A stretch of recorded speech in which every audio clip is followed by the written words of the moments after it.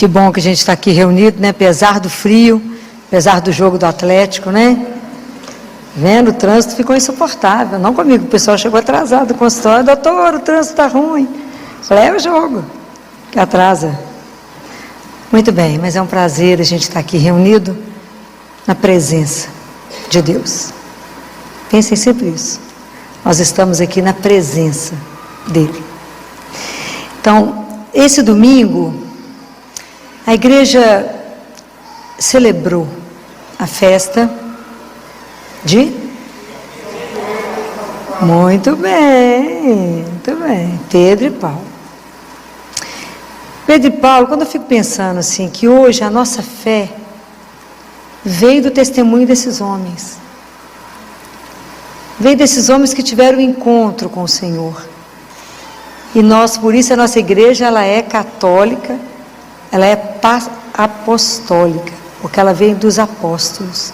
A fé que eu professo é daqueles homens que testemunharam Jesus vivo, da experiência que eles tiveram com Jesus.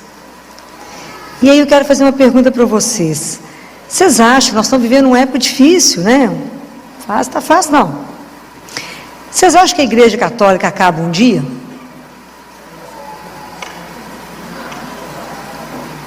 Tem dúvida, gente? Tem que ter firmeza. Por que que não?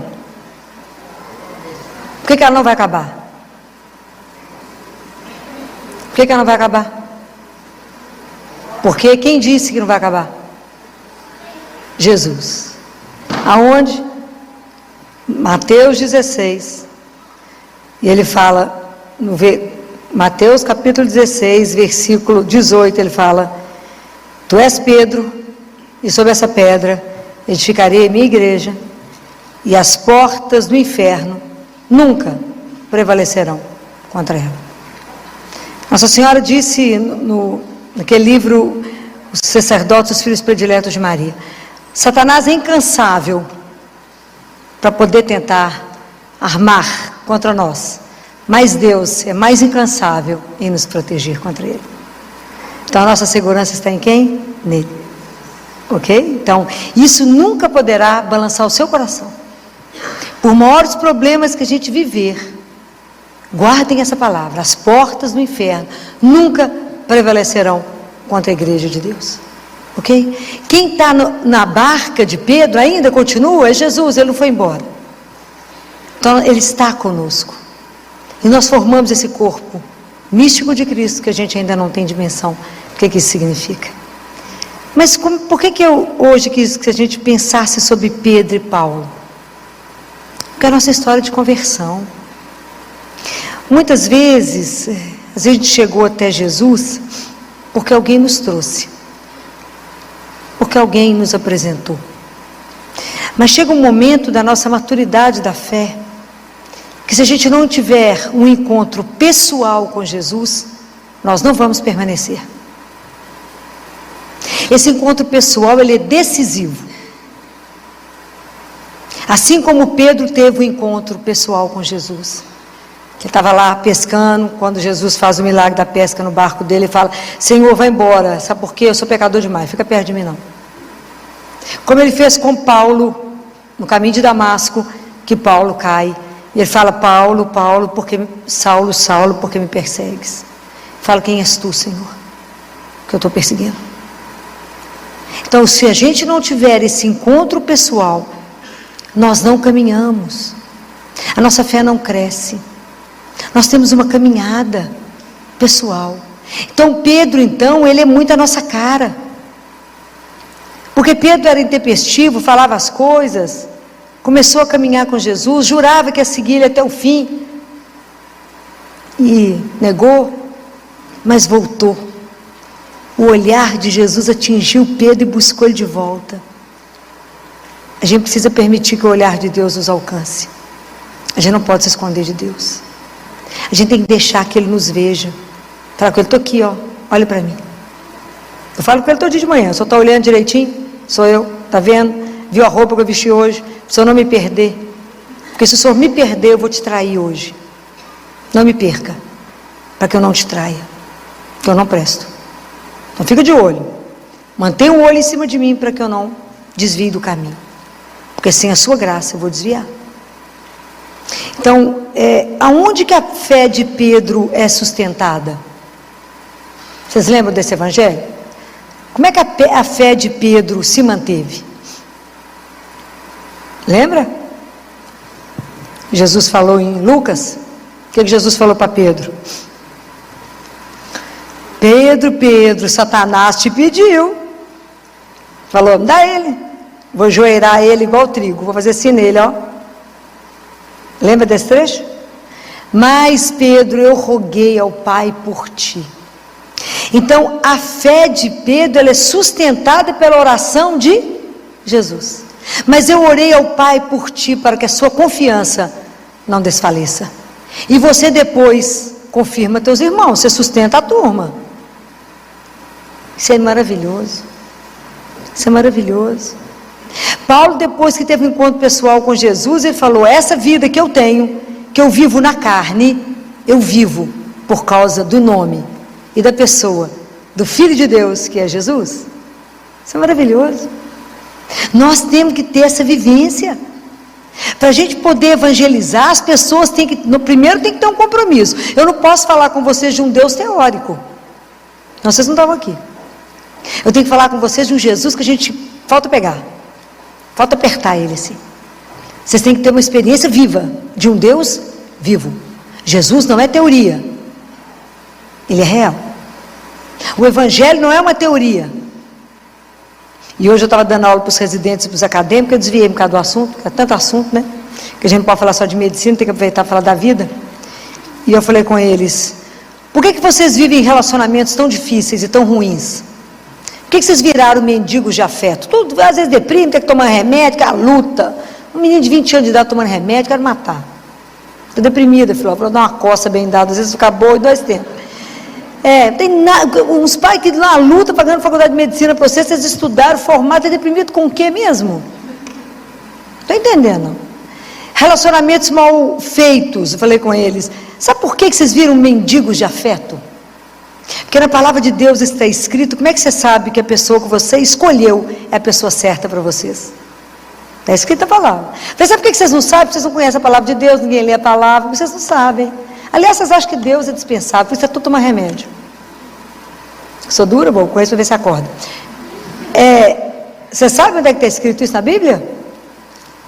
Todo mundo louco para encontrar um príncipe, né, gente? Aquela luta, né? Aquela luta. Os moços loucos para encontrar uma princesa, né? Aonde que está escrito na palavra de Deus que você reconhece que a pessoa é a certa para vocês? Quem será que vai acertar? Aonde está escrito isso?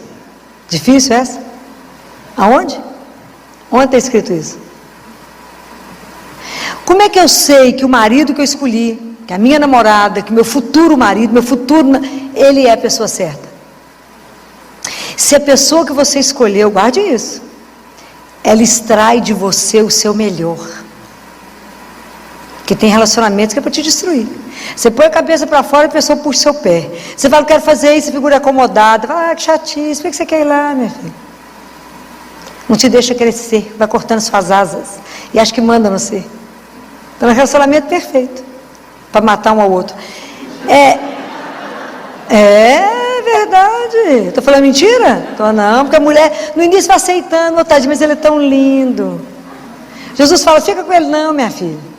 Jesus, você não viu a covinha dele? Ele fala que eu estou vendo uma cova mais funda ali na frente. Eu falo isso de brincadeira, mas isso é sério, isso é seríssimo. Isso é seríssimo. A pessoa que eu escolhi, ela é a pessoa certa, se ela extrai de mim o meu melhor. Pode imaginar o que significa isso? Ela me faz ser melhor do que eu imaginava ser. É isso. É isso que uma mãe e um pai faz quando vê um filho. Que ele não nasce perfeito, não nasce bom. Ela olha e fala, nada, esse menino é melhor do que imagina. Porque ela extrai o melhor. Então é aquele que me extrai. Está escrito em Cântico dos Cânticos. O meu amado é aquele que extrai de mim o meu melhor. Então por isso vocês avaliam os relacionamentos. Como é que estão? Está tudo beleza? Continua. Se não, dá uma pensadinha. Pergunta para o chefe se é mesmo. Mas toma coragem de perguntar. Afinal, vou perguntar isso para ele de jeito nenhum. Vai que tem uma ideia contrária, né? Bobagem. Vamos levando, né? Vamos remando, mas não é assim não. Então, brincadeiras à parte, né? Para descontrair. Mas é isso, né? Da mesma forma como eu sei que aquilo que é o melhor, porque o Evangelho não é teoria, a Bíblia não é uma teoria. Tudo que você precisar está aqui. Só ter tempo de ler. Pensar, meditar, se alimentar. É isso. Quando Jesus fala para Pedro, tu és pedra, eu queria que essa frase hoje ressoasse no coração de vocês. Vocês vão, toda vez, já falei com vocês, toda vez que vocês escutarem um nome no Novo Testamento, coloca o seu. Filó, tu és rocha. E é nessa rocha, na rocha do seu coração, que eu quero edificar a minha morada. Com eu, o Pai e o Espírito Santo. Eu quero que a Trindade venha fazer morada em você. Eu quero que vocês guardem essa frase para que isso vá ressoando na vida de vocês. Nós temos que desejar e fazer de tudo para que a gente seja morada de Deus. A morada da Santíssima Trindade. Já falei isso com vocês outro dia. Quem expulsa Deus de nós é quem? O pecado. Quando a gente peca, você fala com ele, tchau. Ok? Por isso que precisa voltar à confissão. Mas aquilo que eu disse para vocês, essa experiência de ver Deus, de tocar Ele, a experiência pessoal que te sustenta, é só vocês lembrarem de um caso que eu já contei. Lembra do cachorro correndo atrás da lebre? Quem lembra que eu já falei disso? Ninguém? Que bom, só porque é bom que a gente conta de novo, né? Já que ninguém lembra, né? Porque a nossa fé é assim, passa uma lebre, o cachorro sai correndo atrás, latindo, porque ele quer pegar a lebre. Aí alguns cachorros vão escutando, porque o cachorro está latindo, vão correndo também. Escuta latir, vai correndo atrás. Aí vai correndo, porque tanto de cachorro está numa lebre, todo mundo latindo. De repente um cachorro fala assim, mas para que nós estamos correndo? Atrás de quem nós estamos correndo? Não estou enxergando nada. Então só permanece aquele que vê a lebre. A nossa fé, nós só vamos manter no nosso caminho se os nossos olhos estiverem fixos em quem? Em Jesus. Se vocês perderem Ele de vista, a fé de vocês cai. Quando Pedro falou com ele, Jesus, deixa eu andar sobre a água, é o Senhor mesmo, deixa eu ir. Ele falou, vem meu filho, vem cá Pedro, firme. Pedro foi, enquanto ele olhava para Jesus. A hora que o vento bateu, o que ele fez? Afundou. Ele tirou o olho de Jesus, afundou. E assim a gente na vida. Quando a vida bate, quando o vento sopra, se eu tirar os olhos dele, eu afogo, eu afundo. Então isso é uma experiência, para que eu possa viver uma experiência forte de Deus na minha vida, que vai ser decisivo, que eu viva uma vida de uma fé madura, e não uma fé que a onda bate eu vou, a onda vai e eu volto, para que eu possa crescer na minha fé com Deus. Imagina até eu poder dizer igual Pedro disse, igual Paulo disse, não sou eu que vivo, é Deus que vive em mim. Essa vida aqui eu vivo por causa dele. Vocês imaginam? Tem um chão. Tem um chão. A fé, gente, ela é um caminho, não é um pódio, não, que eu subi e venci, não. É um caminho, porque nós somos nômades, nós somos peregrinos. Todo dia que a gente está vivendo, falta menos um para voltar para casa. Só que a gente não pensa nisso. Falta menos um. Então, por isso que a gente tem que estar atento ao que Deus quer que eu faça agora, hoje. Porque para amar e servir eu só tenho agora. Por isso que ele fala, não fica preocupado com amanhã, não vive hoje intensamente aquilo que você precisa viver.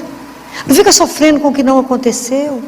Vive hoje, numa confiança incondicional naquele que te ama. Te ama sem igual. Mas essa experiência é a nossa experiência da nossa conversão, porque a nossa conversão ela é diária. Mas para que eu possa ir para o mundo anunciar Jesus, eu tenho que experimentar esse Deus. Eu posso confiar nele de uma forma incondicional. Se vocês não experimentarem, vocês não convencem ninguém. Aí São Paulo, na carta dele de domingo, que foi na segunda carta de São Paulo a Timóteo, no capítulo 4, no versículo 6, ele fala assim: combati o bom combate, terminei a minha carreira, guardei a fé. Eu fico pensando, fico com inveja louca, quando eu penso que será que no final, quando eu estiver encerrando a minha vida aqui, vou poder repetir a mesma coisa que ele? Porque a nossa vida espiritual é um combate. A nossa vida aqui, ela é um combate. O dia inteirinho. Hoje o dia inteiro vocês combateram. A gente às vezes não tem a dimensão. Porque a partir do momento que eu assumo Jesus na minha vida, a minha vida ela vai passar por uma transformação, ok? Porque dentro de mim existe uma coisa que chama ego. E eu quero um tanto de coisa, eu sou igual um menino de 3 anos, né? Mas eu quero. Até eu pegar a minha vontade, colocá-la diante de Deus e falar com Ele, faça não aquilo que eu quero, mas aquilo que o Senhor sabe, que é o melhor. Isso é um chão. Isso é um chão, porque isso não acontece num passe de mágica. Por que a gente não consegue se entregar? Porque a gente não confia. Por que a gente não confia? Porque a gente não conhece. Por que a gente não conhece? Porque a gente não tem vida de oração. Não temos disciplina. Então a gente está sempre voltando ao mesmo ponto, porque falta uma coisa única, chama disciplina. Para ter disciplina eu preciso de quê? Da graça de Deus. Para ter a graça de Deus eu preciso de quê? De pedir. A gente tem que ter humildade. Nossa fé tem que ser humilde. A gente tem que entender que a gente não é nada. E que a gente não vale nada. Mas que eu posso, com a minha miséria, colaborar com Ele para que a palavra chegue até vocês. Porque quem age em nós é quem? É Deus. Se vocês acham que sou eu estou enganado. Ok? Então é isso. É Deus que faz tudo em nós. É nele que a gente é, que a gente move, que a gente existe em Deus, nosso Senhor. Então até tomar consciência da dignidade que nos foi dada de sermos filhos de Deus, de como é que eu vivo a vida nessa verdade, de como é que eu vivo a vida a partir dessa consciência de que eu sou filha amada, que Ele me resgatou, que as almas não são do Papa, nem do Pedro, nem de Paulo, mas são dele. Jesus pagou um preço imenso por cada um de nós, na cruz. O sangue dele foi derramado para que a gente tivesse, para que cada um de nós tivesse direito ao céu. Por isso a gente caminha aqui sem medo da vida e sem medo da morte. O cristão não pode ter medo da morte, pois a morte é a porta que me abre para voltar para casa, para poder olhar para aquela coisa maravilhosa, para Ele tirar o véu e nos mostrar o Pai. Pode imaginar o que vai ser? Isso é uma coisa surreal. A gente não tem dimensão por que fomos feitos para uma vida que é eterna, que nós não sabemos, que é a beleza daquilo que Ele reserva para os filhos dele. A gente não tem dimensão. É maravilhoso. Aliás, é melhor Ele nem deixar ninguém saber, né? Porque o negócio deve ser tão escandaloso que a gente vai querer ir embora. Já falei com vocês que São Bento, depois que teve a experiência de ir, voltou meio aéreo. Eu ia voltar completamente louca. Diz que ele estava meio sempre aéreo, andando aqui, mas voado. Claro, devia ter com a cabeça lá. Com tudo que ele viu, não falou nada, né? Porque é homem, né? Que se tivesse mandado uma mulherzinha, já sabia tudo. Já falei, já fiz essa queixa. Eu falei, se o senhor tivesse levado uma mulherzinha, já sabia todos os detalhes do céu. Já tinha contado tudo aqui embaixo. Mas mandou 2 homens, ficaram mudos. Pedro, foi Paulo, e São Bento, ó. Vê? Você pergunta para o menino quando chega da escola, o que aconteceu lá hoje? Nada. Fala, não pode. Como é que seu pai está pagando uma escola cara, você não fez nada lá hoje? Pergunta para a menina o que aconteceu na escola. Até a cor do batom da professora você sabe. Deus é que não sabe do detalhe. Levou os homens, não levou as mulheres. Que a gente ia saber todos os detalhes, os últimos modelitos do céu, tudo a gente ia saber, mas é que não sabemos nada. Deixa a gente só na curiosidade. Então quando eu penso isso, que quando Deus me coloca na minha profissão, você na sua, seja naquilo que Deus te colocou, nós temos que ter o compromisso cristão. Então cada um de nós tem que ser o melhor profissional que alguém pode encontrar. Eu faço o bolo, o seu bolo tem que ser o melhor bolo do mundo. Eu tenho que pôr todo o amor ali. Eu tenho que fazer aquilo que Ele me deu para fazer com o melhor. Qual que é a marca do cristão? Que eu vou continuar insistindo com vocês. Tem 2 coisas que as pessoas têm que olhar para nós, e sem a gente abrir a boca, elas têm que reconhecer que a gente pertence a Deus. Alegria. Cristão triste ninguém merece, né, gente? Não está com Deus, está com outra coisa. E a outra? Qual a outra marca que nós carregamos? Hã? Sim, mas como é que ele tem que se manifestar naquilo que eu faço? Pelo amor. Tem que pôr amor em tudo que vocês fazem. Tem que ter alegria naquilo que vocês fazem. Aquele povo que você vai ser atendida, que você vai a algum lugar, te recebe com alegria, te recebe com aquela delicadeza, com a gentileza, e fala, tem alguma coisa nesse povo? Tem. Se alguém te perguntar, por que você assina essa alegria, essa felicidade? O mundo está caindo, alegria. Você ali é nada? Não, mas tem Jesus. E Ele vai mudar a história. Como é que nós vamos evangelizar triste, cabisbaixo, arrastando? Não vamos. O nosso Deus é aquele que já venceu por nós. É aquele que vence. É aquele que às vezes a gente insiste em ser infeliz. Insiste em carregar o peso das coisas e falar, ó vida, só tomando remédio para melhorar. Eu te falo, tem um remédio maravilhoso, chama Eucaristia. A oportunidade que eu tenho de encontrar com Deus vivo. É Deus que me escuta. Isso não é uma ilusão. O encontro com Jesus vivo, ele é real. Quando eu comungo, eu não toco na orla do manto dele, eu recebo ele inteiro. Corpo, sangue, alma e divindade. É para morrer de chorar. Tem alguma coisa te entristecendo? Vai no Santíssimo. Tem uma coisa te alegrando? Vai no Santíssimo. Tem alguma preocupação? Vá até ele. Tudo que vocês têm que tomar uma decisão, vá até ele. Porque ele está ali, vive em pessoa. Se a gente descobrir isso de verdade, isso aqui vai ter uma fila, ninguém chega. Você passa a vida aqui na fila, esperando a hora, uma oportunidade de ele conversar com ele. Mas ele é tão maravilhoso que ele se esconde. Que a gente não ia dar conta de ver. Ele se esconde. Para que a gente possa chegar até ele. Então, quando eu vejo da vida de Paulo, falo, será que eu vou guardar minha fé até o fim? Quando Jesus falava na Bíblia, fala, será que quando eu voltar eu vou encontrar fé no mundo? Ele pergunta. Então eu falei com ele, bem que você está esperto mesmo, porque tem hora que eu acho que até não, amigo. Campanha contra você é pesada, bem pesada, contra a família, contra a dignidade daquilo que você é, porque é melhor você não saber o que você é.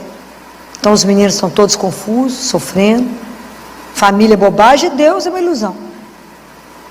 Então se nós que cremos, não vivermos uma vida cravado aqui, mas com todos os valores que a gente crê, como é que nós vamos testemunhar?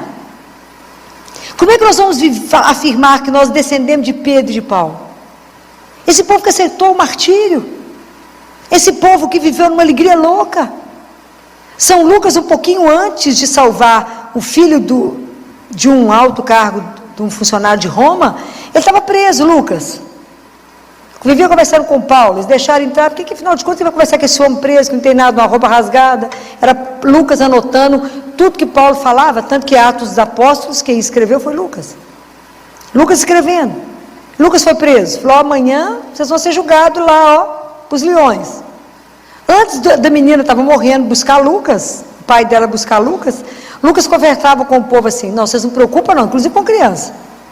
Na hora que eles nos julgarem nos leões, vai doer um pouquinho, só no primeiro momento, só um pouquinho, só na primeira dentada, mas depois vai ser uma festa, nós vamos voltar para casa. Era assim que esse povo carregava o martírio, eles entravam na arena cantando, mas porque tinham feito a experiência de um Deus vivo. A nossa fé não pode ser mais ou menos, a nossa fé tem que estar alicerçada em Deus, naquele que não decepciona, naquele que não falha. Então nós temos que dar testemunho disso. Na hora que a situação está invertida, vocês têm que estar sustentando que Deus é Deus. Nós somos filhos amados. Então eu tenho que combater o mal que existe em mim. Fala, meu Deus, há tanto mal em mim, tira. Por isso que eu falo, pelo sinal da Santa Cruz, livrai-nos, Deus, nosso Senhor, dos nossos inimigos. Quais são esses inimigos? É o que está dentro de mim, o que eu penso, o que eu sinto, o que eu falo. Está aqui em mim. O que Jesus falou? O mal não é o que entra, o que sai do coração. Porque é no seu coração que você prepara adultério, os roubos, as mentiras, as confusões, está dentro de você. Por isso a gente reza tanto e pede, Senhor, tem que travar esse combate comigo. Tira de mim aquilo que não presta.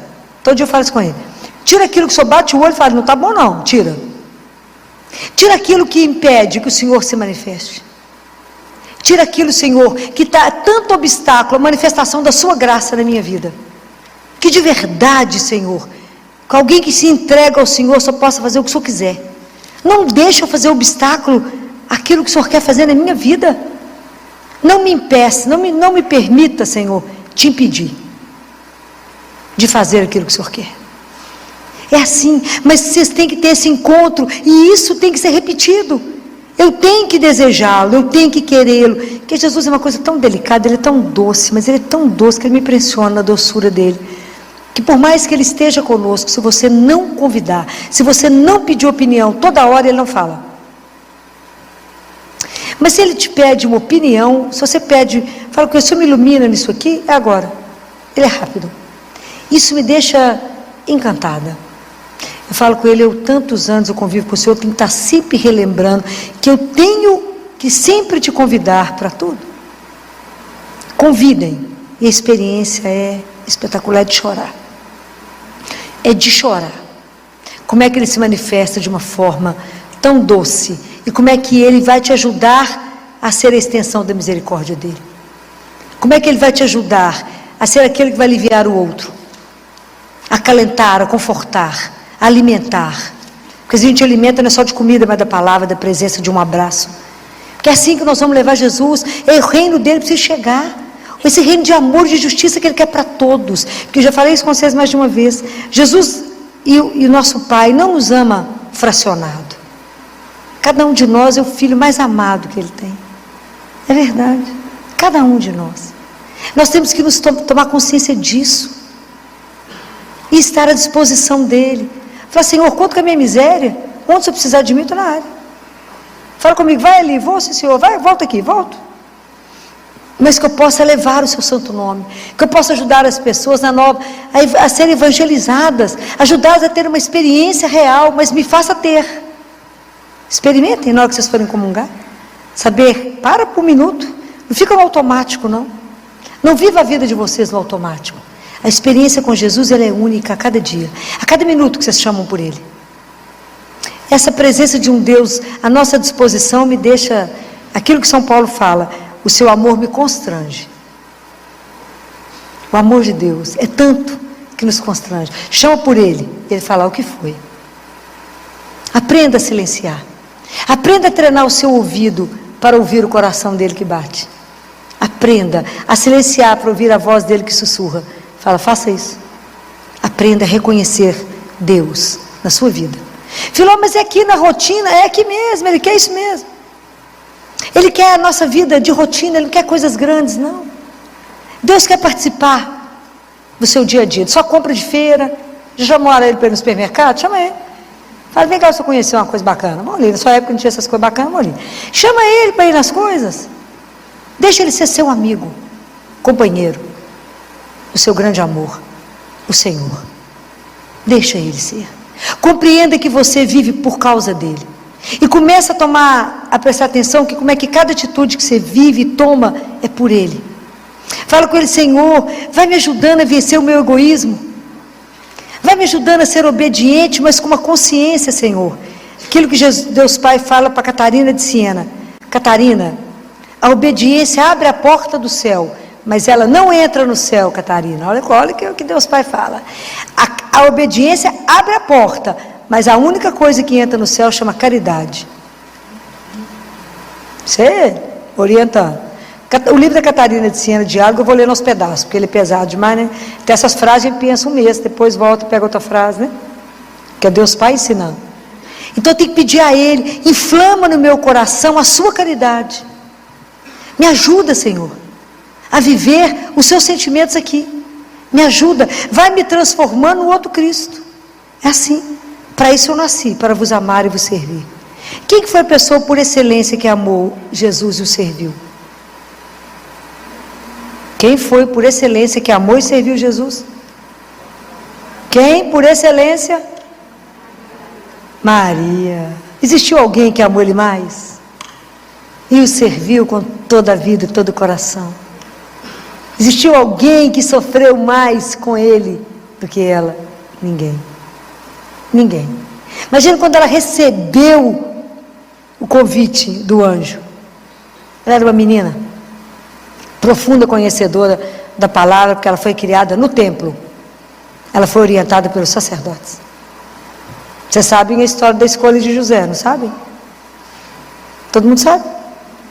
Não? Não sabem? A gente fica achando que São José era um velhinho, né? Ele era um espetáculo, minha filha. Você acha que Deus vai escolher trem mal acabado, gente? Presta atenção.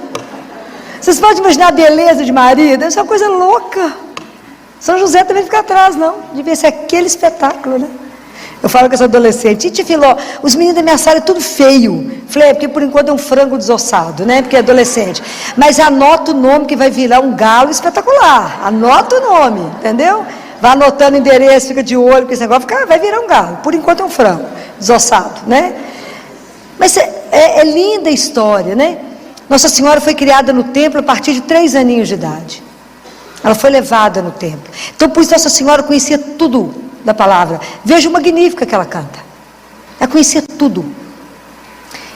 Quando ela foi chegando à adolescência, os sacerdotes reuniram, entraram em oração e sabiam que ela precisava se casar. Nossa Senhora ficou triste. Porque ela, na alma dela, ela já era consagrada a Deus. Ela queria pertencer ao Pai, consagrada. Era uma virgem consagrada, ela queria ser consagrada a Ele. Eles falaram, não, Maria, você vai ter que casar. Mas ela era profundamente obediente, porque ela confiava, como ninguém, em Deus. Então eles pegaram todos os jovens, viu gente? Jovens, não é velhinho não. Jovens da linhagem de Davi, porque o Jesus da linhagem de Davi. E levaram eles para o templo, entregou um ramo na mão de cada um, que foi identificado os ramos. E lá não existia ainda o Santíssimo, mas existia os Santos dos Santos, não é assim? Que uma vez por ano o sumo sacerdote entrava, não é isso? Então, foram todos identificados os ramos, foi colocado, né, lá. Então eles rezaram junto com os rapazes e foi entregue diante de Deus lá nos Santos dos Santos. O escolhido de Deus iria florescer o ramo. Olha que coisa maravilhosa. Colocaram lá, ficaram de cá em oração, foram lá buscar os ramos, nenhum floresceu. Então, nenhum, esse é o escolhido. Foram rezar. É igualzinho a gente faz, né? Foram rezar de novo. Falaram, Senhor, o que nós não vimos? Vamos procurar. Ó, da linhagem de Davi, está faltando um moço que não apareceu aqui. Que está fazendo um trabalho num lugar escondido. Mandou a ordem para José. Como é que o povo era obediente? Foi para o templo. Vem cá, José. Vem cá. E José também tinha um voto de castidade e de entrega a Deus. Um homem lindo, uma mulher linda. Os dois com voto de castidade a Deus. Aí, entrega o ramo. Quando rezam, e o ramo está na mão de José. Sem chegar no Santo dos Santos, ele floresce. Por isso que São José carrega aquele ramo com flores, que a gente não sabe por causa de quê. Agora você já sabe. Que ele era o escolhido de Deus. É lindo. É lindo. O que a gente chegar no céu, nós vamos morrer de vergonha. A gente não sabe nada. Nós vamos chegar lá para viver a eternidade, conhecemos nada. Então, para poder evangelizar, nós temos que conhecer. Nós temos que conhecer primeiro a nossa miséria. Fala, mas o Senhor me fez filho de Deus mesmo? Eu, você nessa miséria? É. Você tem uma herança eterna, sim. De um rei, sim. Minha vida é eterna. Ele me criou para viver com Ele eternamente. Numa alegria indizível. E a minha vida aqui, eu vou viver no tempo que é curto. Sob o olhar dEle, para fazer o melhor. Nós temos que fazer o melhor que Deus nos dá. A nossa profissão, nós temos que ser impecável. Nós temos que fazer tudo de melhor. Porque nisso nós vamos revelando Ele. Mas a gente nunca pode perder a oportunidade de anunciar Jesus. Pelas nossas palavras, pelas nossas atitudes. Porque a minha fé, para poder saber como é que está aí na minha caminhada de fé, eu tenho que avaliar as minhas atitudes. As minhas atitudes, elas são coerentes com aquilo que eu falo. Senão, tem que começar a minha conversão de novo. Se eu prego uma coisa e eu não vivo aquilo que eu falo, tem uma coisa errada. Eu não me converti. Eu converti do lábio. Não, Filó, rezei. Mas por que está nesse nervo, minha filha? Não rezou, rezou com o lábio. se reza com o coração e faz a entrega, fez a entrega. É assim, é simples as coisas com Deus, porque Ele escuta, Ele não é surdo. Vocês têm que experimentar isso. A gente fala e Ele escuta. Jesus cuida de tudo, de todos os detalhes. De todos os detalhes. A gente parece bobagem, né? Mas Ele cuida de tudo. De tudo. Vou contar para vocês. Sábado, eu tinha que dar uma entrevista às 11h30 na televisão. Meio-dia, eles iam lá em casa gravar. Falei com Jesus: meu filho, tem que você ter aí trabalhando, não dá de arrumar gente para maquiar. Como é que vai ser? Liguei para a menina que me maquiei, falei: minha filha, eu preciso de você lá em casa às 11 horas, vou sair do CTI, vai estar tudo certo. Chegar lá em casa ventado, sem maquiagem, eles esperam um tiquinho, até que eles vão colocando as luzes e tal, demora. Então dá tempo de você acabar de maquiar. Aí eu mandei mensagem: Filó, minha filha, posso não? Tem cliente 11h30. Falei com Jesus: o que nós vamos fazer? Ah, nós vamos sem nada mesmo, né? O que vai fazer? Vai dar tempo não, como é que eu vou arrumar alguém que vai vir aqui em casa me maquiar? Falei: o senhor resolve, né? Afinal de contas, o assunto é o senhor mesmo, resolve. Se eu vou parecer muito mal acabado, você vai dar para dar uma melhorada, né, meu filho? O senhor resolve. Passa um pouco mais tarde, liga a maquiadora: Filó, você acredita que do nada a pessoa que eu ia maquiar às 11h30 me ligou e falou: você não pode trocar comigo para 9h30, não? Falei: do nada? Isso para mim tem outro nome. É esses detalhes que eu falo com vocês. Assim, eu falo: não sei por que ela trocou. Eu falei: eu sei. Eu sei por que trocou. São esses detalhes, são esses cuidados. Que quando você coloca lá, Filó, mas é isso, até isso você coloca? Tudo coloco. Todos os detalhes. Nós dividimos, né? A vida é parceria, né? Tudo é dividido. O dia que vocês aprenderem a viver isso, fica mais fácil, fica mais leve. Vocês verão que Ele de verdade, Ele cuida de cada detalhe que você fala. Não é possível que Ele prestou atenção nisso. Prestou. Por quê? Já falei com vocês. Por quê? Porque Ele te ama. É por causa do amor. É o amor que faz Ele agir dessa forma em prol de você. É o amor que faz Deus te preceder em cada coisa, em cada reunião que você vai, em cada coisa difícil que você vai fazer. Fala: eu estou com medo. Fala: não preocupa não, Ele já está lá, à sua espera. E já melhorou a história. Pode ir, sem medo, porque você contou com Ele, porque você confia nele. Ele fala: eu não deixo um filho meu ser decepcionado. Por quê? Porque Ele não pode, por causa do amor. Há o dia que a gente acreditar. Há o dia que a gente viver como filho dele, na alegria de acordar a cada dia com decisão, de pular da cama e falar: a seu dispor, para isso levantei. Para quê? Para vos amar. Então você me leva do jeito que você quiser hoje. O que vai acontecer? Não importa, o senhor já viu. O que me aconteceu, eu sei que é para o meu bem. Por quê? Porque eu confio no seu amor por mim. Essa é a beleza da gente poder viver o que esses homens levaram à vida. Esses homens não importaram de ser crucificados de cabeça para baixo. Paulo falou: vou cortar sua cabeça. Ele falou: tranquilo, vai cortar. E o que ele fala com esse romano que cuidava dele, era um alto posto, ele estava preso. E o cara fala com ele: você não vai me convencer? Ele fala: mas eu não tenho essa pretensão de convencê-lo. Existirá um momento que Ele vai te olhar nos olhos. Nesse momento, você cairá. Quando Ele te olhar no fundo de seus olhos. E Paulo fala com ele, tem um mar lindo e Paulo fala com ele. Porque o homem pega a água, e Paulo faz assim, pega a água aqui e acha que isso é a vida. E não percebe que ela escorre no meio dos dedos. O que eu estou te falando não é desse punhado de água que você pega e que escorre, não. Eu estou te falando do mar inteiro, meu filho. Compreende a diferença? Então, quando eu estou falando para vocês de Deus, é de algo eterno, e onipotente, onipresente, de um tamanho sem igual. Não se feche no ateliê da sua vida, não, se solte e fala: sou seu, deixa eu subir nas suas asas, Senhor, e me carrega. Me ajuda a vencer o combate de cada dia, para que eu chegue no final e fale: eu vivi a minha fé. Eu combati o bom combate. Eu permiti que eu diminuísse e que Ele crescesse em mim, como o Batista falou. Eu quero, Senhor, por cada vez que eu quero me converter, tem uma mortificação pessoal. Eu vou morrendo aos poucos para que somente o Senhor reine em mim. É esse o processo. Nosso processo de conversão é um processo de uma vida. Até no momento da nossa morte, nós vamos estar nos convertendo. Nós vamos pedir a Jesus a cada dia a graça de ser um outro Pedro, um outro Paulo, de testemunhar com a nossa vida que Ele é Deus e que Ele vive e que Ele está vivo aqui agora, no meio de nós, que Ele nos olha, que Ele cuida, que a gente anda sob o olhar dEle e permita que o olhar dEle te alcance hoje. Às vezes tem alguma coisa aí que não está bom, está precisando do olhar de Deus.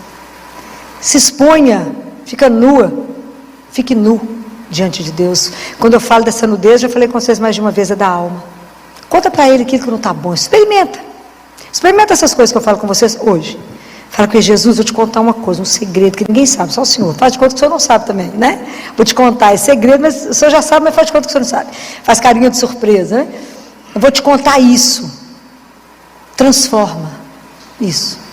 Faça dessa angústia, dessa dificuldade, desse problema, disso que está me consumindo, faça a vossa vontade e que eu possa de verdade reconhecer com toda clareza que é o Senhor que agiu porque me ama. Experimente sair daqui com o coração limpo, com nenhuma preocupação, com nenhuma angústia, porque você vai deixar entregue no coração dele. Experimente. Vocês primeiro precisam ser evangelizados para que a evangelização dê frutos. Os frutos pertencem ao Senhor. Nossa é a labuta, mas que Deus use poderosamente da vida de cada um de vocês para testemunhar que nada, nem ninguém, como nosso Deus. Louvado seja o nome de nosso Senhor Jesus Cristo. Para